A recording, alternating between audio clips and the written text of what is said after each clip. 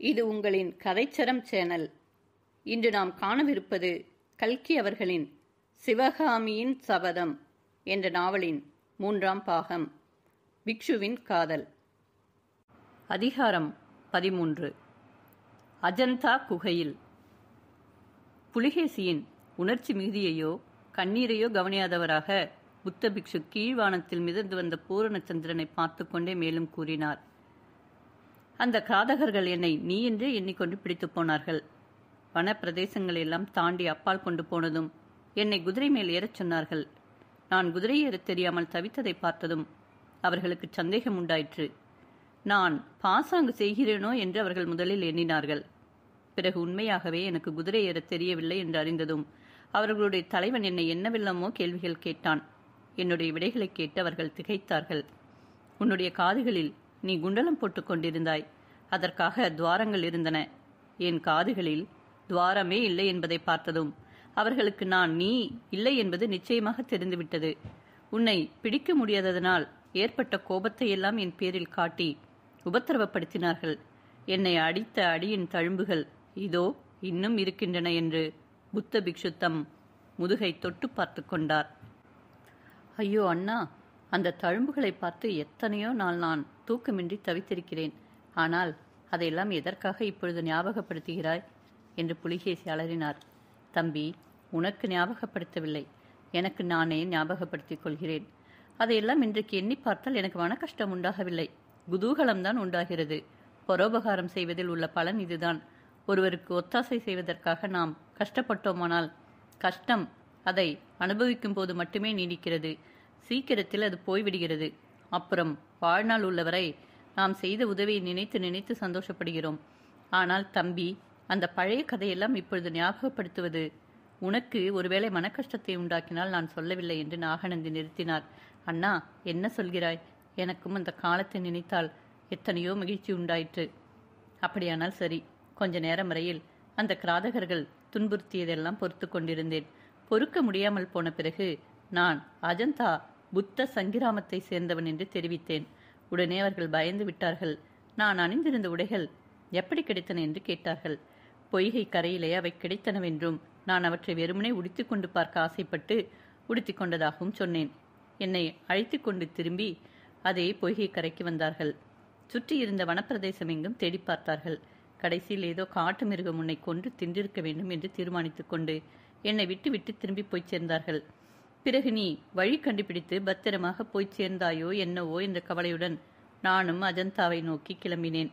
வாதாபி சக்கரவர்த்தி அப்பொழுது குறுக்கிட்டு கூறினார். நீ சொல்லியிருந்தபடியே நான் நதி வழியை பிடித்து கொண்டு போனேன். வளைந்து வளைந்து போன நதியோடு எத்தனை தூரம் போனாலும் மனித சஞ்சாரமே இல்லை. அடிக்கடி எதிரே சுவர் வைத்தது போல மலை நின்று அப்பால் வழியே இல்லை என்று தோன்றியது. போக போக அப்படியே இருந்தது. ஒருவேளை நீ சொன்னதை நான் நன்றாக தெரிந்து கொள்ளாமல் தப்பான வழியை பிடித்து கொண்டு போகிறேனோ என்று எண்ணினேன். அதைவிட பயங்கரமான எண்ணம் ஒன்று தோன்றியது. நீ ஒருவேளை என்னை ஏமாற்றி விட்டாயோ, சித்தப்பன் மங்களேசனிடம் போய் சமாதானம் செய்து கொண்டு ராஜி மேல பார்க்கிறாயோ என்று நினைத்தேன். கடைசியில் அஜந்தாவின் அற்புத சித்திர குகைகளை அடைந்தேன். நீ சொன்னபடியே அங்கே யாரோடும் பேச்சு கொடாமல் சிற்பியின் சீடனாக நடித்து காலம் கழித்து கொண்டிருந்தேன். ஒரு வாரம் கழித்து நீ வந்து சேர்ந்தாய். உன்னுடைய கதையை கேட்டு உன்னுடைய முதுகில் இருந்த காயங்களையும் பார்த்துவிட்டு உனக்கு நான் மனதினால் செய்த அநீதியை எண்ணி ஓவென்று அழுதேன். தம்பி, என் விஷயத்தில் உன்னுடைய மனம் அப்பொழுது கூட முழு நிம்மதி அடைந்து விடவில்லை. சங்கிராமத்தின் தலைமை பிக்ஷு நம்மை ஒரு நாள் சேர்ந்தார் போல பார்த்து விட்டார். நாம் நதியில் தனியிடத்திற்கு சென்று குளித்துக் கொண்டிருந்த பொழுது அவர் பார்த்தார். உன்னை பற்றி விசாரித்தார். நான் உண்மையை சொன்னேன். அஜந்தா சட்டத்துக்கு நேர்விரோதமாக அந்நியனாகிய உன்னை நான் அங்கே கொண்டு வந்ததற்காக என்னை எவ்விதம் தண்டிப்பாரோ என்று பயந்தேன். ஆனால் குரு என்னை கோபிக்கவும் இல்லை, தண்டிக்கவும் இல்லை. அன்று சாயங்காலம் அவருடைய தலைமை விகாரத்தில் ஒருவரும் வராத சமயத்தில் நம்மை அழைத்து வைத்துக்கொண்டு நம்மை பற்றி கதையை சொன்னார். அதை கேட்ட பிறகு உன்னுடைய மன நிம்மதி இன்னும் அதிகமாக குலைந்தது தம்பி. என் விஷயமாக உன் உள்ளத்தில் பொறாமை தீ மூண்டு வர வர பெரிதாக கொழுந்து விட்டு தொடங்கியது. ஆமண்ணா, அது உண்மைதான். ஆனால் அதே சமயத்தில் என்னுடைய நீச குணத்தை பற்றியும் நான் அடிக்கடி எண்ணமிட்டு வெட்கமடைந்தேன். உன் பேரில் தவறில்லை தம்பி, சிறிதும் தவறில்லை. அப்போதும் நான் அவ்வாறுதான் எண்ணினேன். நீயும் நானும் இரட்டை பிள்ளைகள் என்றும் 2 பேரில் நான் முதலில் பிறந்தவன் என்றும் தலைமை பிக்ஷு நமக்கு தெரியப்படுத்தினார். நம் தந்தை நான் பிறந்தவுடனேயே என்னை அப்புறப்படுத்தி வைத்திருந்து 5வது வயதில் என்னை பிக்ஷுவிடம் ஒப்புவித்தார். உன்னுடைய உயிருக்கு ஏதாவது அபாயம் நேர்ந்ததாக தெரிந்தால் அப்பொழுது மட்டும் என்னை பற்றிய ரகசியத்தை வெளிப்படுத்தி என்னை ராஜ்யத்துக்கு உரியவனாக செய்ய வேண்டும் என்று சொல்லியிருந்தார். இதையெல்லாம் பிக்ஷு நமக்கு சொல்லி உன்னை நானே காப்பாற்றும்படியாக நேர்ந்த விதியை குறித்து வியந்தார். என்னுடைய உத்தம குணத்தை வெகுவாக சிலாகித்தார். நான் பிறந்து அரை நாழிகைக்கு பிறகு நீ பிறந்ததாகவும் ஜாதக ரீதியாக நீயே ராஜ்யமாள பிறந்தவன் என்று ஏற்பட்டபடியால் நம் தந்தை உன்னை சிம்மாசனத்துக்கு உரியவனாக தேர்ந்தெடுத்ததாகவும் கூறினார். இது தெரிந்ததும் உன் பேரில் எனக்கு ஏற்கனவே இருந்த அன்பு பன்மடங்கு ஆயிற்று. ஆனால் அதே செய்தியினால் உன்னுடைய மனதில் விஷம் பாய்ந்து விட்டது. அந்த நிமிஷம் முதல் நீ என்னை மனதிற்குள் துவேஷிக்க தொடங்கினாய். அதை குறித்து நான் ஆச்சரியப்படவில்லை. உன் பேரில் கோபம் கொள்ளவும் இல்லை. நியாயமாக வாதாபி பட்டத்துக்குரியவன் நான் என்று ஏற்பட்டபடியால் நீ என் பேரில் சந்தேகப்படுவது இயற்கை என்பதை உணர்ந்தேன். உன்னுடைய சந்தேகத்தை அறவே போக்க தீர்மானித்தேன். பிக்ஷு குருவின் காலில் விழுந்து என்னையும் பிக்ஷு மண்டலத்தில் சேர்த்து கொள்ளும்படி கேட்டுக்கொண்டேன். குரு முதலில் ஆட்சேபித்தார், கடைசியில் ஒப்புக்கொண்டார். உன்னுடைய முன்னிலையில் நான் தலையை மொட்டையடித்துக்கொண்டு காவி வஸ்திரம் தரித்த புத்த பிக்ஷு ஆனேன். என்றென்றைக்கும் உலக வாழ்க்கை துறந்து விட்டதாக சத்தியம் செய்தேன். உன் உள்ளத்தில் மூண்டிருந்த தீ அணைந்தது. முன் போல என்னிடம் அன்பும் விசுவாசமும் கொண்டாய். அண்ணா, அது முதல் உன்னையே நான் தெய்வமாக கொண்டேன். எந்த காரியத்திலும் உன் இஷ்டப்படியே நடந்து வந்தேன். நீ சொன்ன சொல்லை தட்டி நடந்ததில்லை. அதனால் நீ எந்தவித நஷ்டமும் அடையவில்லை தம்பி. உன்னை அஜந்தாவில் விட்டுவிட்டு நான் வெளியேறினேன். 3 வருஷ காலம் நாடெங்கும் சுற்றினேன். ராஜ்யத்தின் அதிகாரிகள், இராணுவ தலைவர்கள் எல்லோரையும் உன்னுடைய கட்சியில் சேர செய்தேன். பொது ஜனங்களையும் மங்களேசனுக்கு எதிராக கிளப்பிவிட்டு கொண்டிருந்தேன். பக்குவமான காலம் வந்த பொழுது உன்னை அஜந்தாவிலிருந்து வரவழைத்தேன். பெரிய சைனியத்திற்கு தலைமை வகித்து நீ வாதாபி நோக்கி சென்றாய். மங்களேசன் போரில் உயிரை விட்டான். நம்முடைய புகழ்பெற்ற பாட்டனார் சத்யாச்சிரய புலிகேசி வீற்றிருந்து ஆட்சி புரிந்த சலுக்க சிம்மாசனத்தில் நீ ஏறினாய். அண்ணா, உன்னுடைய ஒத்தாசனையினால்தான் வாதாபி சிம்மாசனம் ஏறினேன். உனக்கு நியாயமாக உரிய சிம்மாசனத்தை நீ எனக்காக துறந்தாய். என் மனதில் சிறிதும் களங்கம் இருக்கக்கூடாது என்பதற்காக உலக வாழ்க்கையே துறந்து பிக்ஷு ஆனாய். உன்னுடைய மகத்தான பிரயத்தனங்களிலாலேதானே மங்களேசனை கொன்று நான் சிம்மாசனம் ஏறினேன். அதற்கு பிறகு 20 வருஷ காலமாக நீ எனக்கு அன்னை, தந்தையாகவும் மதி மந்திரியாகவும் இராணுவ தந்திரியாகவும் இருந்து வந்திருக்கிறாய். இன்று நர்மதையிலிருந்து வடபெண்ணை வரையில் வராகக்குடி பறந்து வருவதெல்லாம் உன்னாலேதானே. இதையெல்லாம் நான் ஒப்புக்கொள்கிறேன். ஒப்புக்கொண்டு உனக்கு நன்றி செலுத்துகிறேன். ஆனால் இந்த பழைய கதையை எல்லாம் எதற்காக இப்பொழுது ஞாபகப்படுத்துகிறாய்? உன்னிடம் எனக்குள்ள நன்றியை எந்த விதத்திலாவது நான் தெரிவித்துக் கொள்ள இடம் இருக்கிறதா என்று புலிகேசி கேட்டுவிட்டு ஆவலுடன் நாகநந்தியின் முகத்தை நிலா வெளிச்சத்தில் பார்த்தார். கடுமையான விரதங்களினால் வற்றி உலர்ந்திருந்த பிக்ஷுவின் முகத்தில் புலிகேசி என்றும் காணாத கனிவு தென்பட்டது. ஆம் தம்பி, நான் உனக்கு செய்திருப்பதற்கெல்லாம் பிரதியாக நீ எனக்கு செய்யக்கூடியது ஒன்று இருக்கிறது என்றார் பிக்ஷு. அப்படியானால் உடனே அதை சொல்லு. 25 வருஷமாக உனக்கு நான் பட்டிருக்கும் நன்றிக்கடனில் ஒரு பகுதியாவது கழிக்கிறேன். தம்பி, நீ வாதாபியை விட்டு புறப்படுவதற்கு முன்பே உனக்கு ஓர் ஓலை அனுப்பியிருந்தேன் அல்லவா? அதில் என்ன எழுதியிருந்தது என்பது ஞாபகம் இருக்கிறதா? எவ்வளவோ விஷயம் எழுதியிருந்தாய். எதை சொல்கிறாய்? காஞ்சி சுந்தரியை நீ எடுத்துக்கொள், சிவகாமி சுந்தரியை எனக்கு கொடு என்று எழுதியிருந்ததை சொல்கிறேன். ஆமாம், அதை பற்றி இப்பொழுது என்ன? அப்போது கேட்டதையே இப்போதும் கேட்கிறேன். அண்ணா, இது என்ன? காஞ்சி சுந்தரியைத்தான் நம்மால் கைப்பற்ற முடியவில்லையே. காஞ்சி சுந்தரி உனக்கு கிடைக்கவில்லை. ஆனாலும் சிவகாமியை எனக்கு கொடு என்று கேட்கிறேன். அது எப்படி முடியும்? உண்மையில் மகேந்திர பல்லவனுடைய சபையில் அந்த பெண் நாட்டியம் ஆடிய பொழுது நீ ஓலையில் எழுதியிருந்தது எனக்கு ஞாபகம் வந்தது. அவளை என்னுடன் அனுப்ப முடியுமா என்று பல்லவனை கேட்டேன். அவன் என்ன சொன்னான் தெரியுமா? கலை உணர்ச்சியே இல்லாத என்னுடன் அவள் வரமாட்டாள் என்று சொன்னான். இப்பொழுது மறுபடியும் திரும்பி காஞ்சி மீது படையெடுக்க சொல்கிறாயா? வேண்டாம் தம்பி, மறுபடியும் படையெடுக்க வேண்டாம். காஞ்சி சுந்தரி உனக்கு கிட்டவில்லை. ஆனால் சிவகாமி சுந்தரி எனக்கு கிடைத்தாள். அவளை கொண்டு வந்தேன்.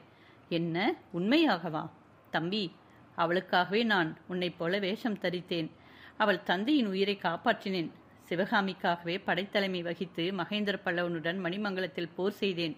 அவளை முன்னிட்டே போரை நடுவில் நிறுத்திவிட்டு பின்வாங்கினேன்.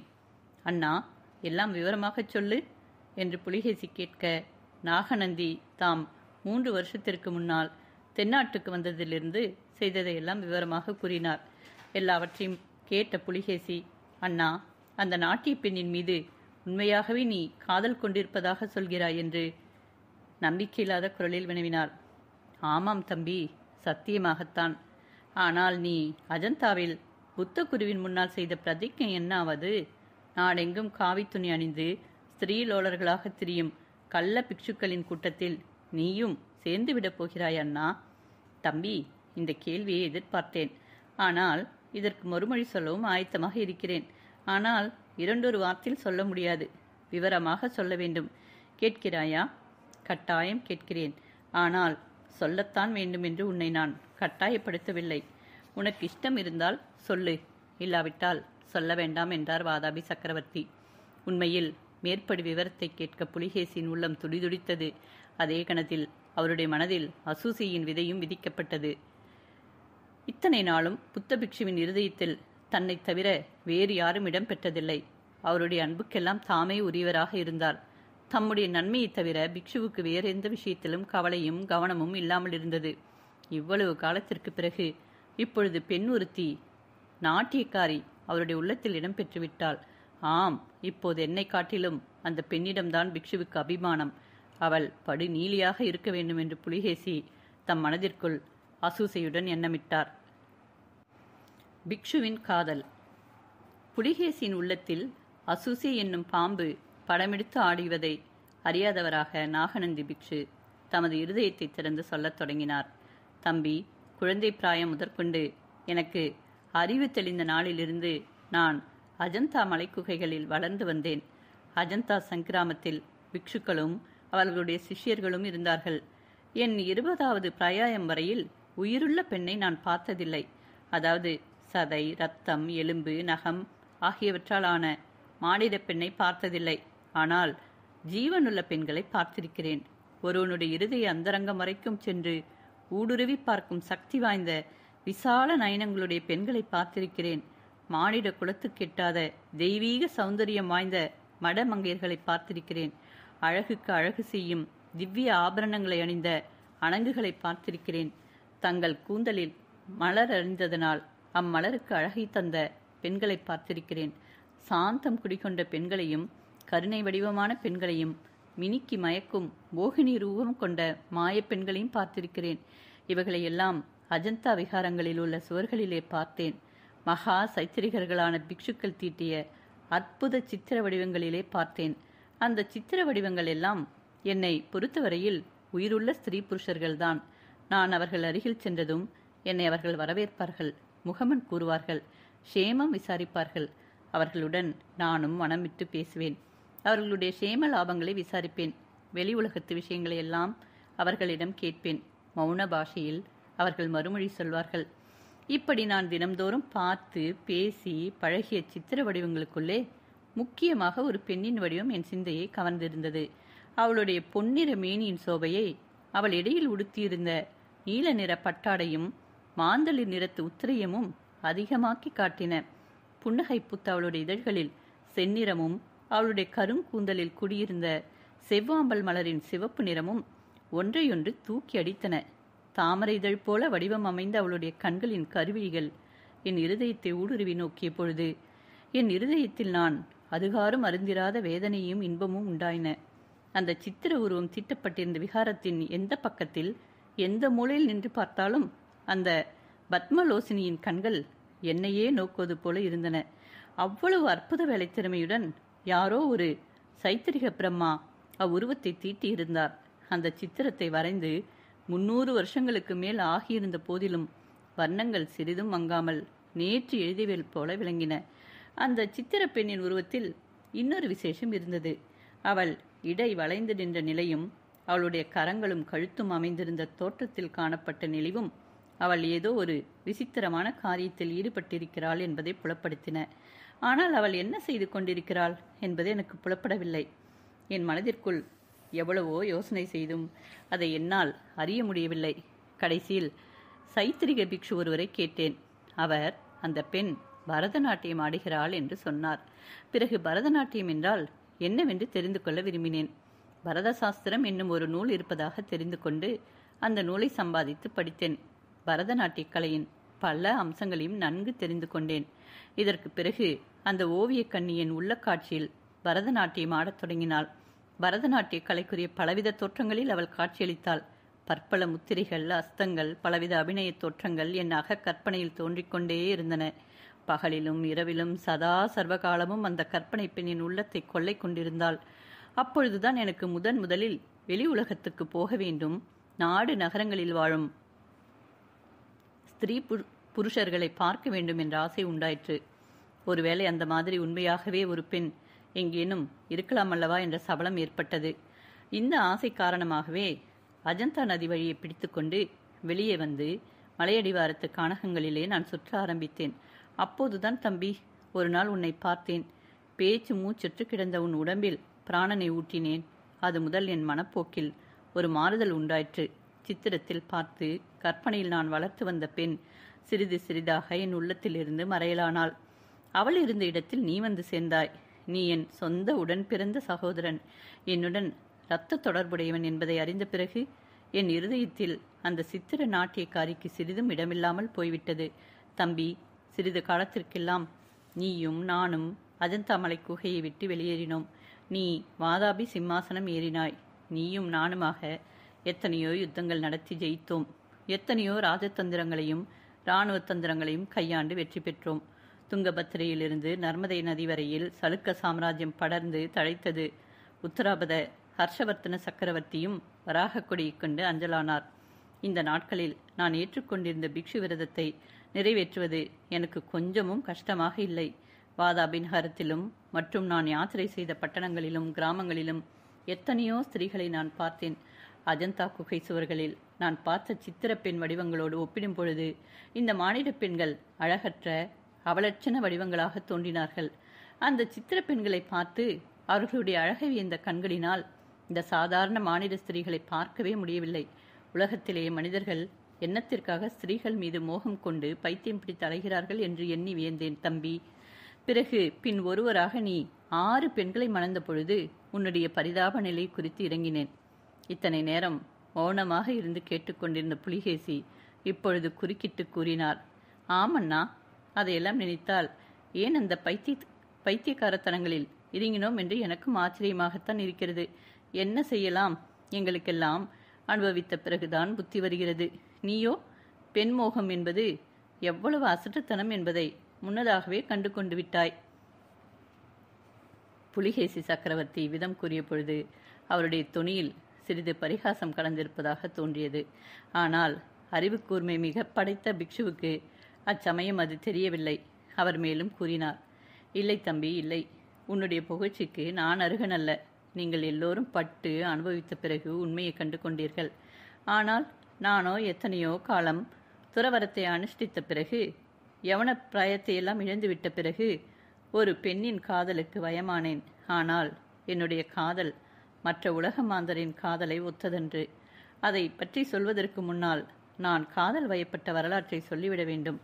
வடக்கே ஹர்ஷமகா சக்கரவர்த்தியுடன் நாம் ஓர் உடன்படிக்கைக்கு வந்து நர்மதைக்கு தெற்கே அவருடைய சைனியங்கள் வருவதில்லை என்று வாக்குறுதி பெற்ற பிறகு தென்னாட்டு படையெடுப்புக்கு முன் ஆயத்தம் செய்வதற்காக சென்றேன். தென்னாடெங்கும் பௌத்த மடங்களும் ஜைன மடங்களும் ஏராளமாக இருந்தபடியால்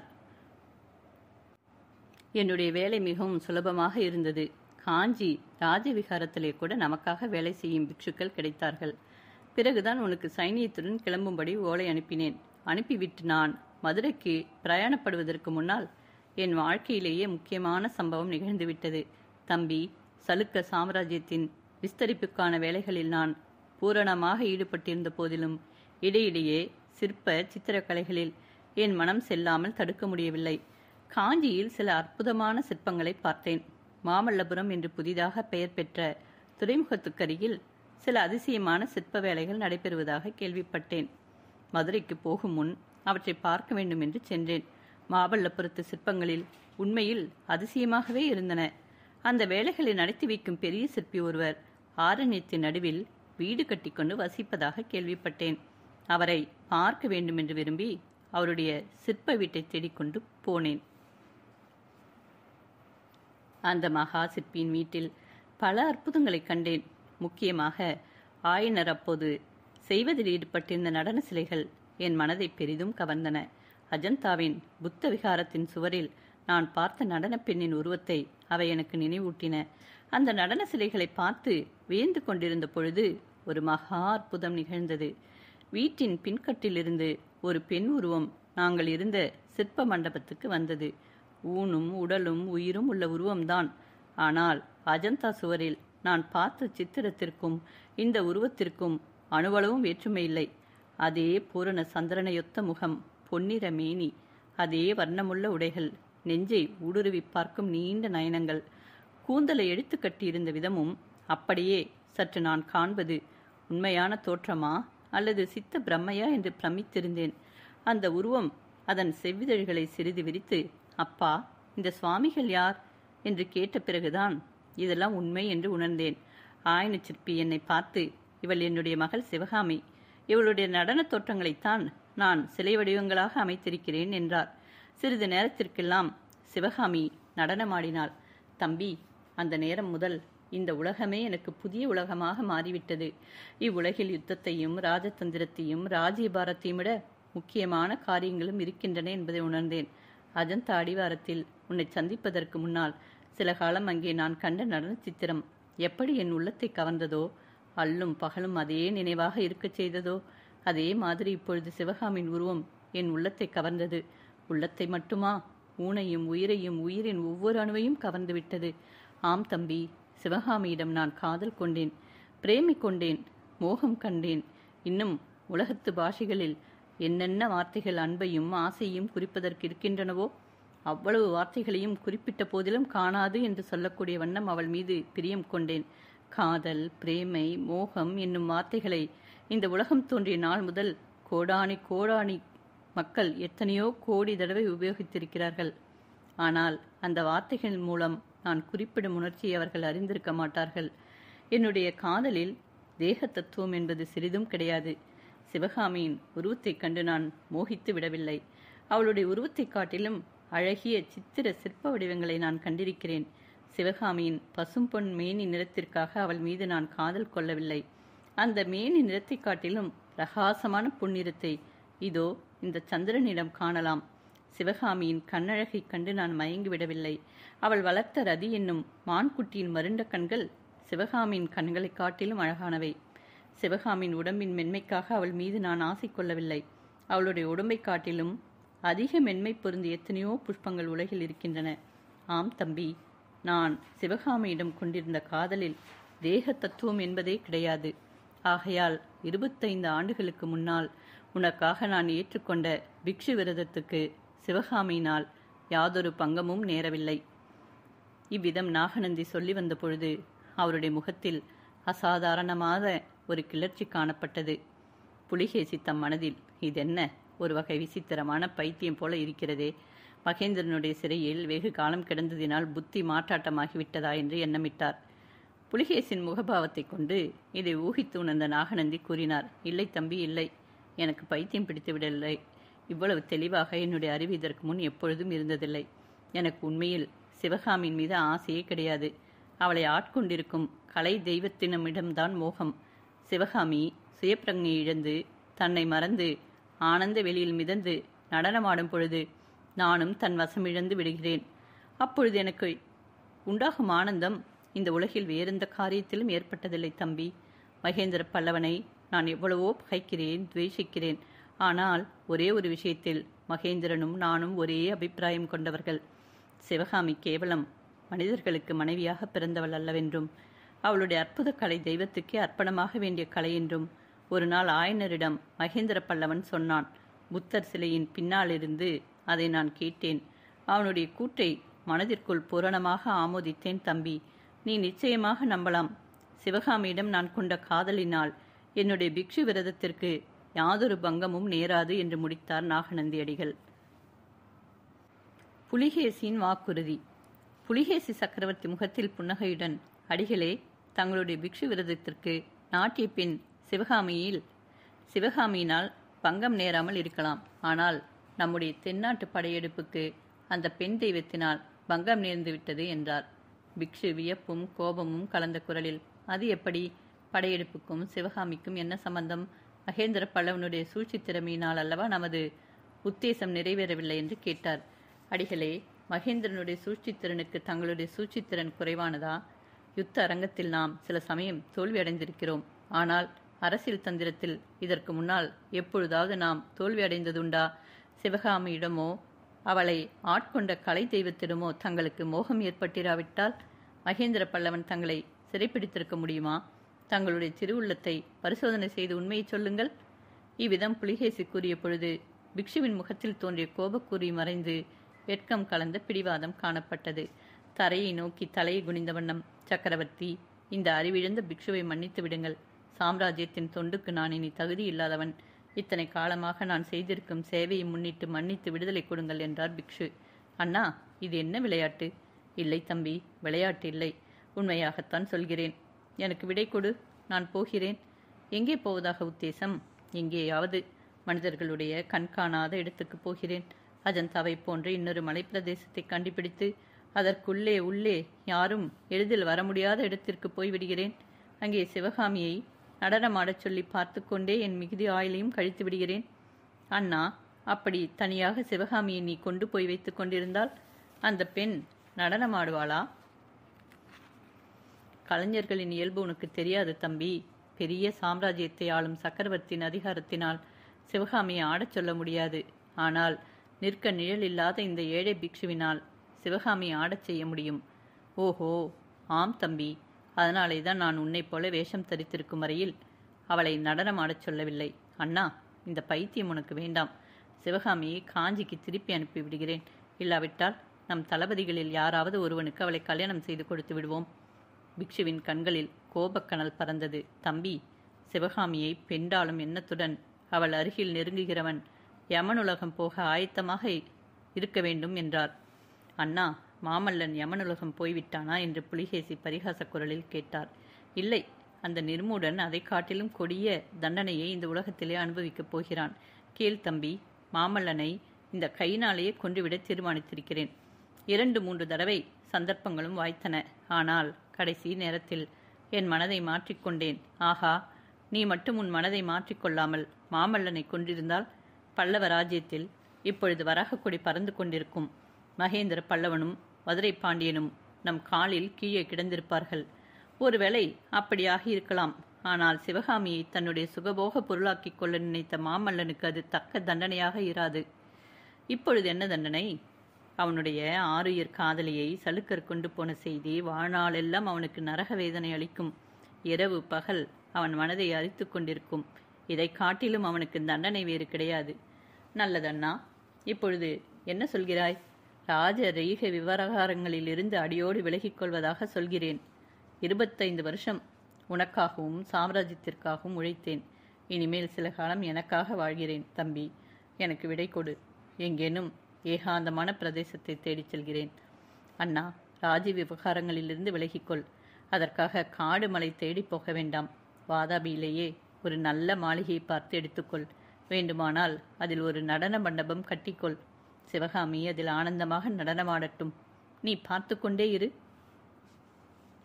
தம்பி, மெய்யாக சொல்கிறாயா? இதெல்லாம் எனக்காக நீ செய்து தரப்போகிறாயா? நிச்சயமாக செய்து தருகிறேன். ஆனால் அதற்கு ஒரு நிபந்தனை இருக்கிறது. நிபந்தனையா? என்னிடமா கேட்கிறாய் தம்பி? நிபந்தனைதான். ஆனால் உன்னிடம் நான் பிரார்த்தித்து கேட்டுக்கொள்ளும் நிபந்தனை. உன்னை தவிர யாரும் செய்ய முடியாத காரியம். எனக்கு இந்த கடைசி உதவியை நீ செய்து கொடு. அப்புறம் உன்னை நான் ஒன்றும் கேட்பதில்லை. அது என்ன? சற்று முன் சொன்னேனே, அதுதான்.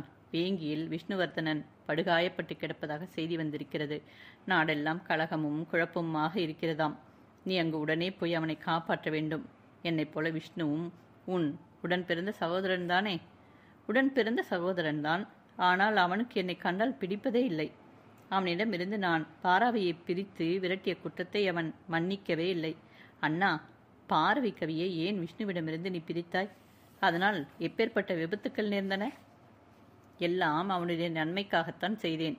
அவன் ஓயாமல் கவிதை படித்து கொண்டும் எழுதி கொண்டும் வீண் பொழுது போக்கிக் கொண்டிருந்தான். புலிகேசி புன்னகை புரிந்தார். மனதிற்குள், என் உடன் பிறந்தவர்களில் 2 பேரில் ஒருவனுக்கு கவிதை பைத்தியம், இன்னொருவனுக்கு கலை பைத்தியம். புத்தி மாற்றாட்டம் இல்லாதவன் நான் ஒருவன்தான். அன்று விஷ்ணுவை காப்பாற்றியது போல இன்று பிக்ஷுவை நான் காப்பாற்றியாக வேண்டும் என்று எண்ணிக்கொண்டார். பின்னர் கூறினார், ஆமண்ணா, அவனுடைய நன்மைக்காகவே செய்தாய். உன்னுடைய விருப்பத்தின்படி நான் தான் பாரவியை நாட்டை விட்டு போகச் சொன்னேன். ஆனால் அதன் பலன் என்ன ஆயிற்று? பாரவி கங்க நாட்டுக்கு போனான். அங்கிருந்து துர்விநீதனுடைய மகளை பற்றி வர்ணித்து விஷ்ணுவுக்கு கல்யாணம் செய்து வைத்தான். பிறகு காஞ்சி நகருக்கு போனான். அங்கிருந்து காஞ்சி நகரை பற்றி வர்ணனைகள் அனுப்பி கொண்டிருந்தான். அதனால் காஞ்சி சுந்தரியின் மேல் எனக்கு மோகம் உண்டாயிற்று.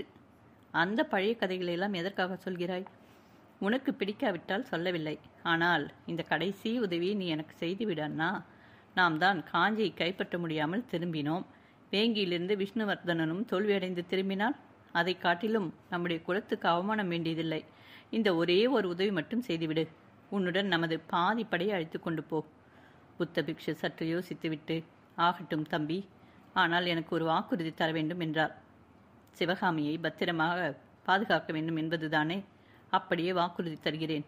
இத்தனை காலமும் நீ எனக்கு செய்திருக்கும் உதவிகளுக்கு இது கூட நான் செய்ய வேண்டாமா? வாதாபியின் அழகான அரண்மனை ஒன்றில் அவளை பத்திரமாக வைத்து நீ வரும் வரையில் பாதுகாத்து ஒப்புவிக்கிறேன். தம்பி, சிவகாமி கலை தெய்வம். அவளிடம் துராசையுடன் நெருங்குகிறவன் அதோகதி அடைவான். அதை நான் மறக்க மாட்டேன். ஆனால் நடனக்கலையை பற்றி நீ சொல்ல சொல்ல எனக்கே அதில் ஆசை உண்டாகிவிட்டது. சிவகாமியை நடனம் ஆடச் சொல்லி நான் பார்க்கலாமா? அவள் ஆடமாட்டாள். அவளாக இஷ்டப்பட்டு ஆடினால் எனக்கு ஆட்சேபமில்லை. மிகவும் சந்தோஷம். தம்பி, நம்முடைய பாட்டனாருக்கு சத்யாச்சிரயர் என்ற பட்டம் கொடுத்தார்கள். அதே பட்டப்பெயர் உனக்கும் கிடைத்திருக்கிறது. ஒரு விஷயத்திலாவது உன் பட்டப்பெயருக்கு தகுந்தபடி நடந்து கொள்ள வேண்டும். சத்தியமாக சிவகாமியை பத்திரமாக பாதுகாத்து உன்னிடம் ஒப்புவிக்கிறேன். இவ்விதம் புலிகேசி சக்கரவர்த்திக்கும் புத்த பிக்ஷுவுக்கும் நடந்த நீண்ட சம்பாஷணை முடிவடைந்தது. அன்றிரவு 2ஆம் ஜாமத்திலேதான் இருவரும் சிவகாமி அரை தூக்கமாக படுத்திருந்த இடத்திற்கு சென்று நிலா வெளிச்சத்தில் நின்று அவளை பார்த்தார்கள்.